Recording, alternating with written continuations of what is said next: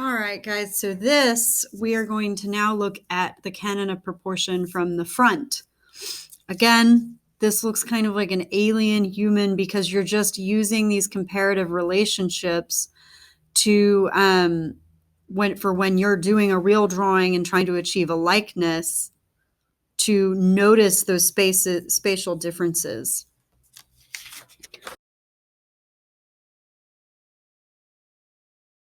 All right, so we are going to go ahead and start out again with the egg. Remember, light lines. Do your best to draw from your arm and not your wrist. And this should be pretty big, but not too big, because we need some space in the margins to write down our information. So you're making that egg shape. And now I've drawn my median line, which is the line that goes down the middle, the vertical middle of the face. And now I'm going to do the same thing with my horizontal median line. I think I drew it a little too high up, so I'm going to verify. And I think it's okay. If that's my top and that's my bottom, I'm going to check one more time. Nope, it needs to be a tiny bit lower. And I'm going to go ahead also and kind of clean up some of my sketch lines so they don't get too confusing for me.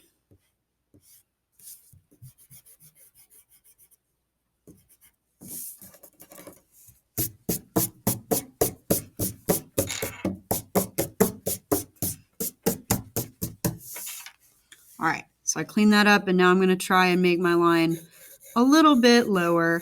And that one tip or trick, usually you want to leave your line and then just erase when you're done, because now I made it too low. I have nothing to compare it to now. I just knew that I needed to make it lower. Okay, now I'm going to go ahead and erase the bottom one. So again, this middle line is your eye line. And over here, we're going to go ahead and call these the lengths. So your vertical lengths.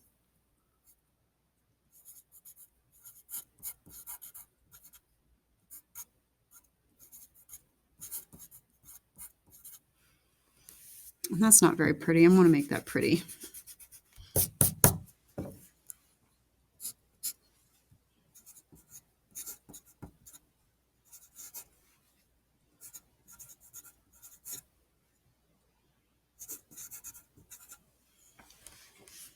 So your vertical lengths, and then over here, horizontal widths.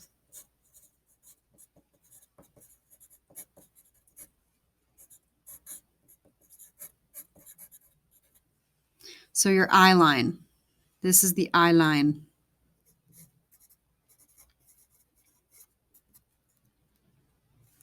And you can even go ahead and circle these things if you want to create that differentiation.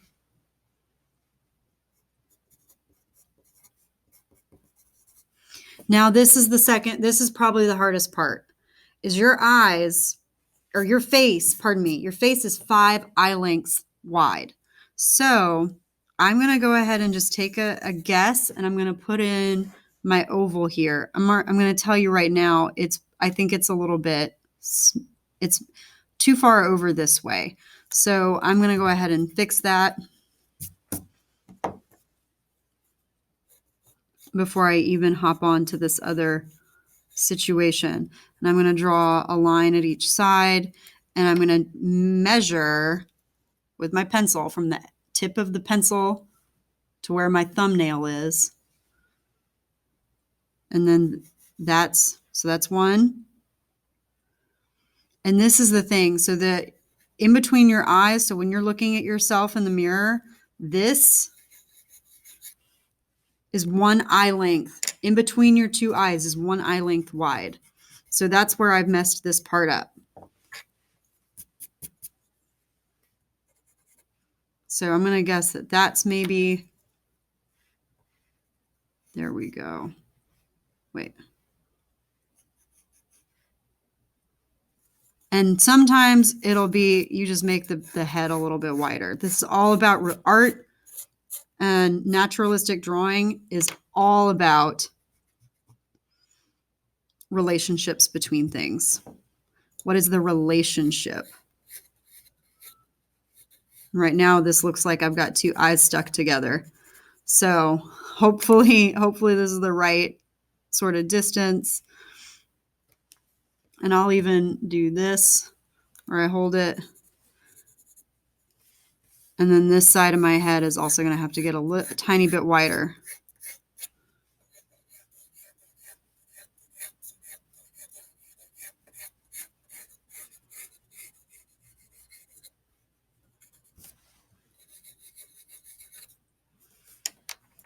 And then let's compare. That looks good. I'm going to get rid of this third eye. We don't need it anymore. It was just there to measure for those two. And so now that's 1, 2, 3, 4, 5. The head, the widest part of the head, is 5 eye lengths wide.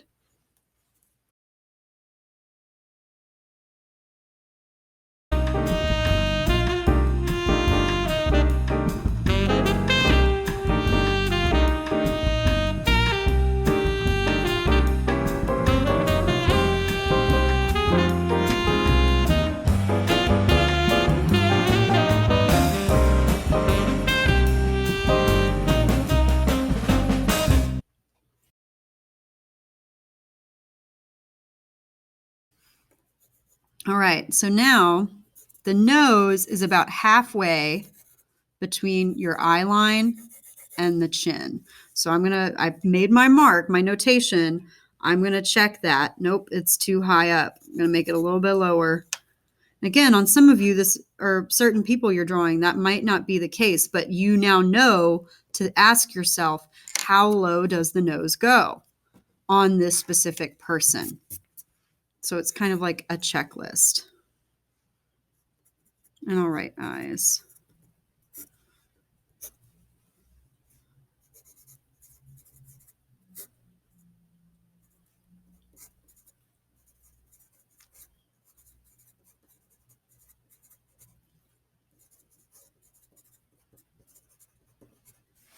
So the nose is halfway between the eyes and the chin.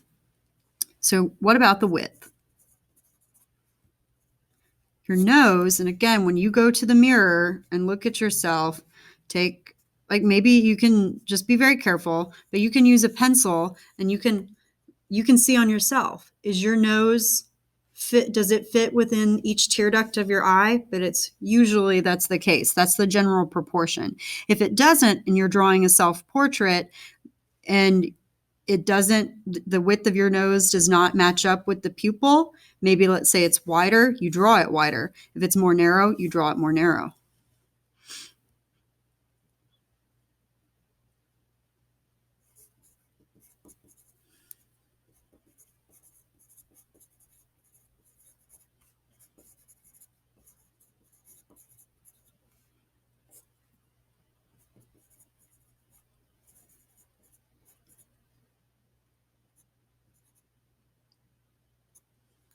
Eyes or tear ducts, whatever you want to call it. So, or you can say that the nose is 1 eye width wide.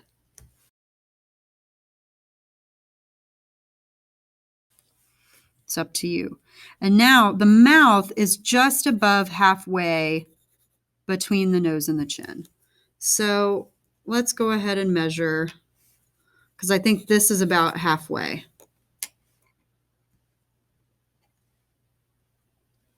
Close enough. So your mouth is going to be right here. And this little thing that you have here is called a philtrum. So you can include the philtrum.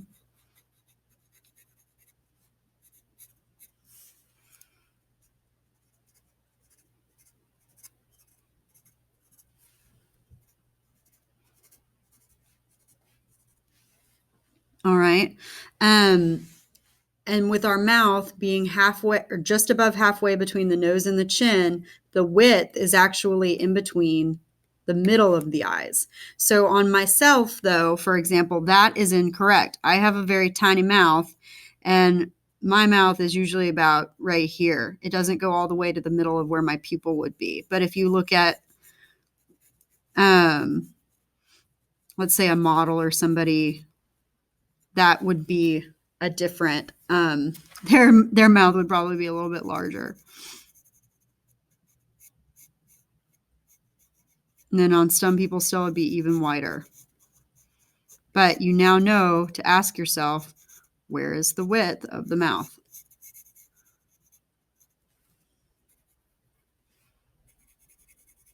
And the top lip always comes out just a little bit above the bottom lip. So it's always going to be a darker value than your bottom lip.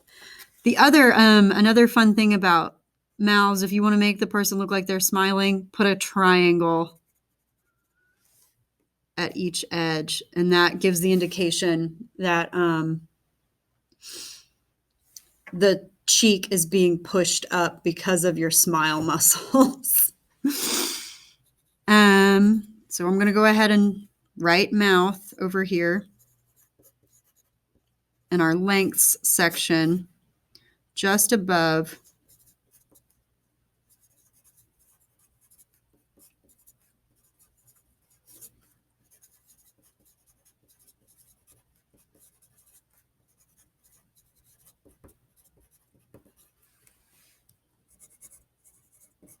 mouth.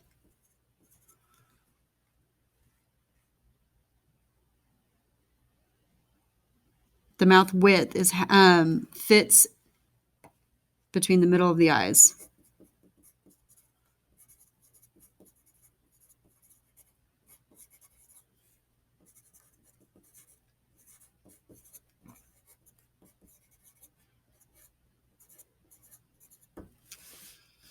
All right. And so then we, and I'm going to go ahead and draw a little indication of the nose. You draw kind of like a little bat with some tiny triangles at the edges, and then your nostrils. I don't recommend connecting them or drawing lines here and here. With both the lips and the nose, or the bridge of the nose, not so much the bottom of the nose. The bottom of the nose are edges, but the mouth is more, instead of having edges, that's why we have things like lip liner in makeup stores, is to create an edge, because there is a shift. The lips are more of a shift in value than a shift in edge.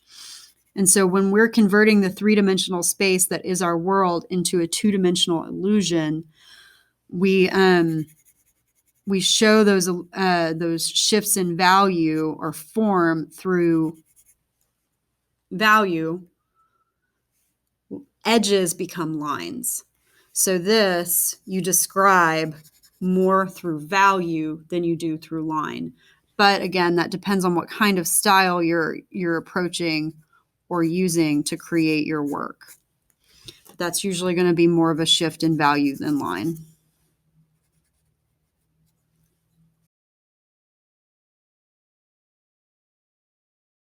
All right.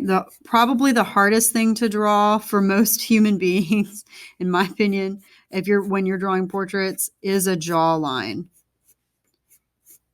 So, and everybody's is unique, but we usually do have some sort of cheekbone up here. It tends to bow, your face will tend to bow out a little bit close to the width of the mouth.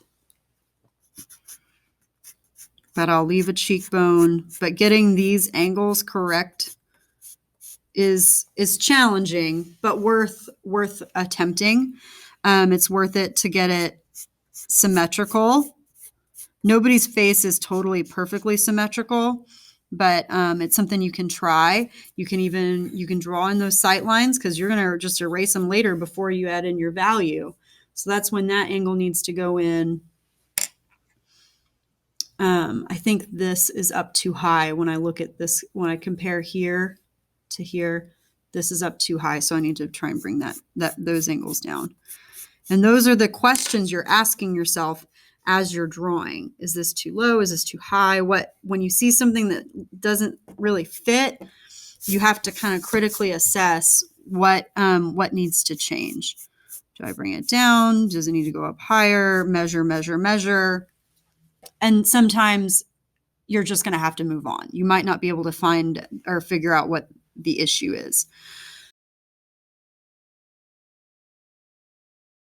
So one thing about the neck, I want you to take your two hands and touch the sides of your neck and feel where they come up. They're going to hit. Again, your neck is not super skinny. A lot of people draw the neck just way, way, way too skinny when you first start drawing portraits. It is a muscle that is holding up the most heavy part of your body, which is your skull or your skeleton, because that skull protects our brain, which is a very vital organ that has to be protected. So remember that when you draw it. Another thing people tend to do is they do like a 90-degree thing where the neck just turns into the shoulder. Don't do that. Avoid that. Again, if you take your two hands and you touch the base of your neck, you'll feel that there is, if this is your collarbone would probably be about right here. There is a muscle right here. It's more pronounced on some people than others, but everyone has it. Include that muscle, okay, behind the neck. And here I'm probably making the neck a little bit too stubby. They're usually a little bit longer, but I'm trying to make it fit on this paper.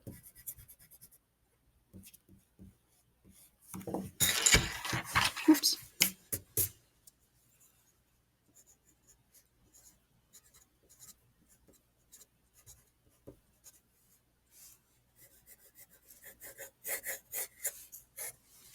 All right.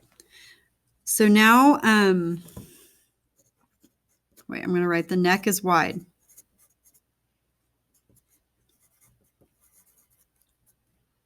Because it hits your ears. If you follow the sides up, if you touch the sides of your neck and follow it all the way up, it's going to hit your ears.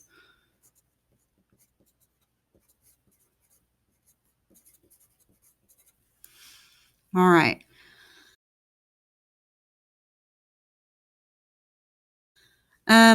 So speaking of, let's talk about the ears for just a second. We got lots of facial features, y'all. So you got to think about you can think about your head kind of like a basketball that you slightly deflate. And think about those lines. You might have the middle median line, but think about those other lines that go back into space. Those curves are where things are going to hit. And in fact, I drew the ear too low. And if you take your two fingers, make sure you wash your hands and put them on the sides of your eyes and run them back, you're going to hit either the base of where your ear touches your skull or the tip of your ear. And the side of the nose is going to hit the bottom earlobe. So those are things that happen. You might have ears that don't stick out so much. You might have ears that do. And that's where those observations come in. You're really looking at where are those edges? What are those lines, angles, shapes doing? Because you are turning that three-dimensional space into a 2D space. All right, so halfway between the eye line and the top of the skull, this is your hairline.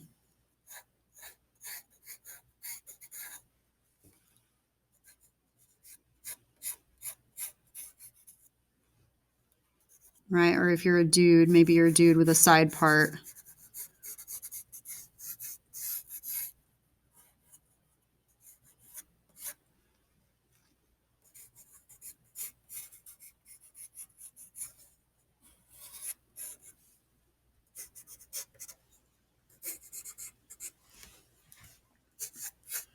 And we'll talk about creating value and texture and hair on a later date.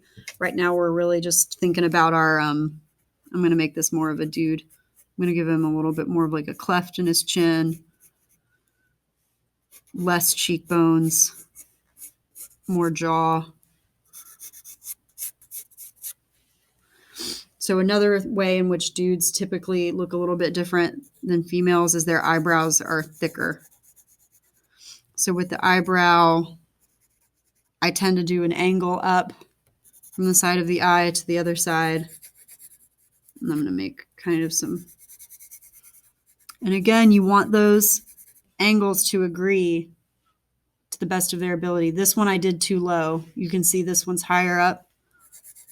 So I'm going to bring them up a little more.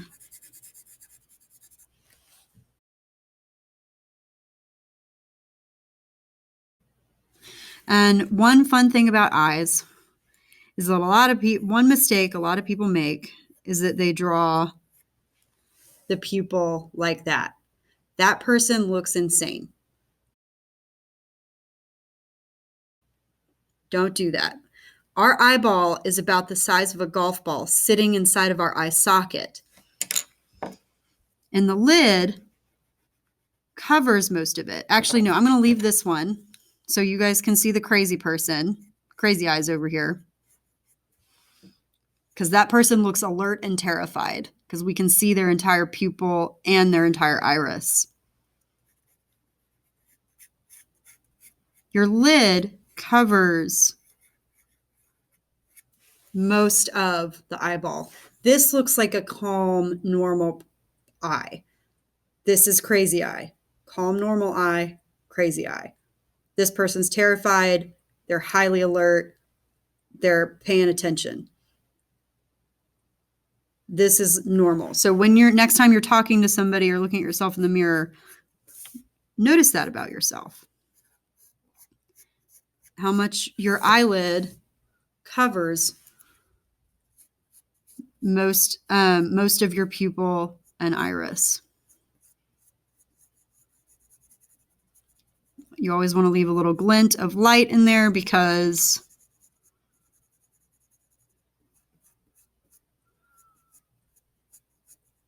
the surface of our eye is glossy and reflective. All right, I'm getting rid of this crazy eye. And one of the other hugely challenging things about drawing a face in a naturalistic way, or even like a cartoon way, is then you have to make it symmetrical.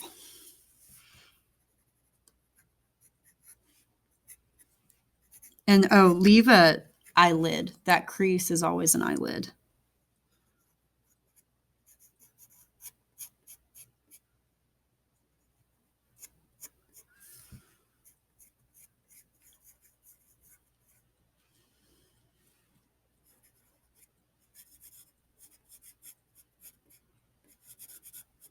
And another thing, I don't usually draw eyelashes. You can. It depends on what you're drawing.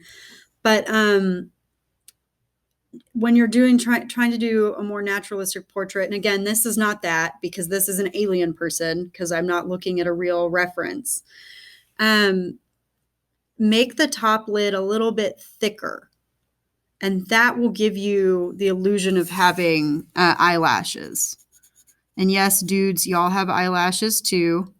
They help keep dust and other nasty things out of our beautiful eyes that we're all grateful to have if we're so lucky. Another little pro tip when you're shading the iris darker towards the top of the lid, it just helps give that illusion that there is that sphere, that little golf ball sitting inside of the eye socket. All right, so now we have successfully drawn our alien person. I did forget to write the ears in terms of in the hairline. So hairline,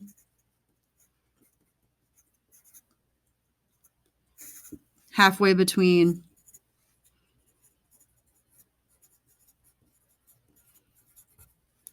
the middle and top of head.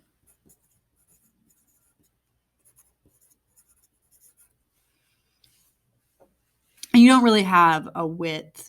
Not really. I mean, you really just have to like pay attention to the person and their haircut there. But we're going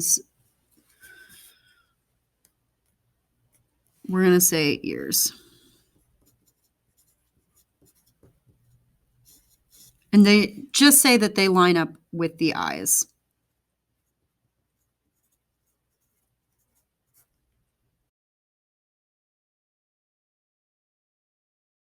And there you have it. An alien person. Oh, we're going to go ahead and title this